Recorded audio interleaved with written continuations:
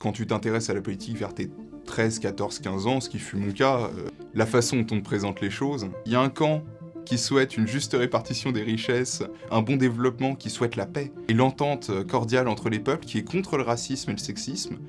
Ou alors sinon, mais c'est ta liberté, hein, tu peux choisir d'être avec les racistes, xénophobes, fachos, près de leur soupe. À toi de voir, mais le choix t'appartient.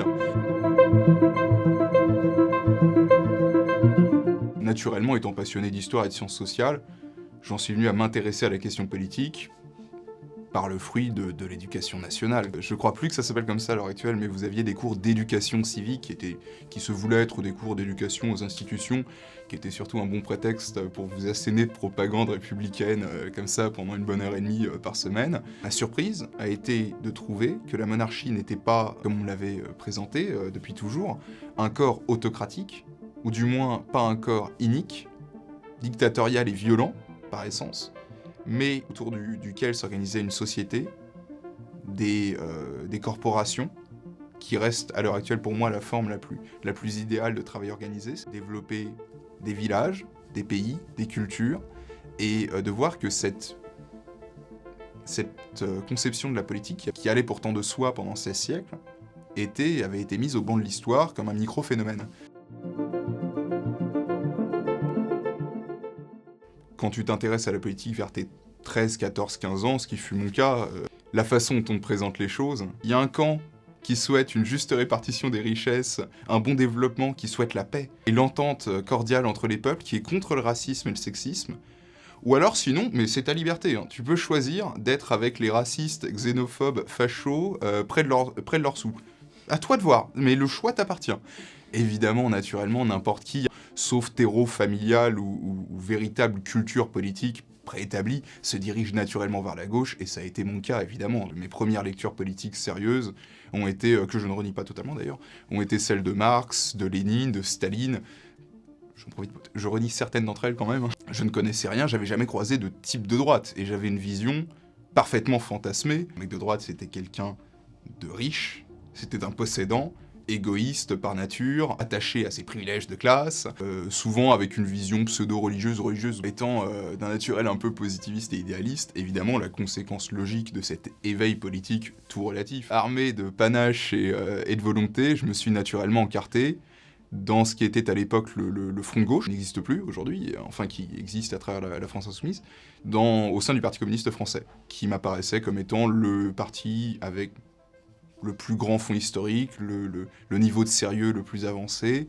La première campagne présidentielle était celle qui s'est faite en la faveur de François Hollande, donc où je militais aux côtés de Jean-Luc Mélenchon. J'ai assisté bien évidemment à ces meetings, j'ai même assuré la sécurité de certains de ces meetings. Je me suis impliqué énormément dans la vie locale. À 17h30, t'as fini les cours, il s'agit d'aller coller la nuit, d'aller distribuer les tracts, de faire les marchés le week-end. Dimanche, t'oublies, ça n'existe plus, il y a manifestation, etc. Bien évidemment, il a fallu faire un pas de côté, ou du moins un pas de recul, pour voir que les choses n'étaient pas aussi simples que ça. On entendait parler en réunion de plus en plus de privilèges, la notion de privilège qui n'existait pas avant ça, ou du moins pas dans cette même acception, et qui venait directement de l'école américaine, des social justice warriors. C'est au cours de ces réunions que j'ai commencé à observer pour la première fois des gens qui se revendiquaient, quoi que ça veuille dire, LGBT, machin, enfin des termes avec lesquels j'étais tout à fait étranger, et à revendiquer une identité de genre, à revendiquer une identité raciale qu'ils présentaient comme telle, et qui leur donnait un certain titre, une certaine place, et au titre de laquelle on était censé se comporter différemment avec eux. Ça m'a profondément choqué, ça m'a profondément dégoûté, et ça a été, je pense, l'un des éléments majeurs de ma prise de recul. Voilà. Le seul prisme à l'heure actuelle dont la gauche sait considérer la question de la diversité en France, c'est le prisme racial, le prisme sexuel. Et c'est précisément, à travers ce premier deuil, que j'ai pu faire des rencontres intéressantes, fascinantes, en ayant cassé comme ça cette statue du commandeur, ce dogme numéro 1, ce premier commandement du gauchiste qui est « à l'ennemi, tu ne parleras point », « au facho, tu ne t'adresseras point », et qu'est-ce qui est facho ? C'est tout ce qui est à droite de toi. Et je me suis rendu compte que ces gens-là n'étaient ni des racistes, évidemment, précisément le contraire, ni des xénophobes, bien au contraire, qu'ils étaient des défenseurs de la civilisation, au sens large, Et c'est à la faveur de ces discussions, de ces dialogues, que j'ai pu me renseigner sur, on va dire, la situation actuelle vue de droite, mais plus largement vue du camp nationaliste. La désillusion républicaine, en fait, elle s'est faite de manière assez logique. Ayant été amené à avoir un recul critique sur la gauche et les différentes familles politiques qui la composaient, je me suis intéressé fatalement aux différentes composantes politiques tout court, jusqu'à m'intéresser à ce qui a quand même fait la France durant la majorité de son histoire, qui est la monarchie. J'ai découvert que la France royale contenait non seulement beaucoup d'éléments intéressants pour savoir qui nous sommes et d'où nous venons, mais surtout nous apportait énormément de réponses à des problématiques profondément actuelles.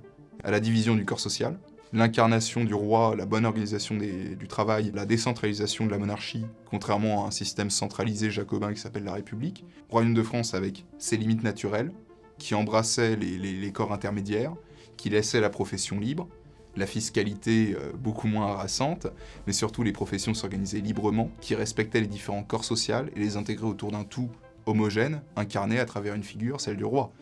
Sont des réponses, parmi d'autres, bien évidemment, mais sont des réponses pertinentes aux problématiques sociales qui se posent en France, et qu'on ne peut pas juste comme ça, d'un coup de balai, mettre sous le tapis, ou considérer qu'elles sont le produit comme ça de fanatisme passéiste ou qu'importe. Ça a une solution, c'est une solution parmi d'autres, ça a une valeur, et il s'agit de le considérer en esprit libre, avec bien évidemment un certain recul critique également. Il n'y a pas 100 000 manières de voir le monde. Quand on a des frontières, et quand on est un citoyen enraciné, ça signifie également que l'on est un soutien de la civilisation au sens multiple. Parce que je suis un Français enraciné, je respecte et je considère comme mes égaux des Japonais enracinés, des Russes enracinés, des Maliens enracinés,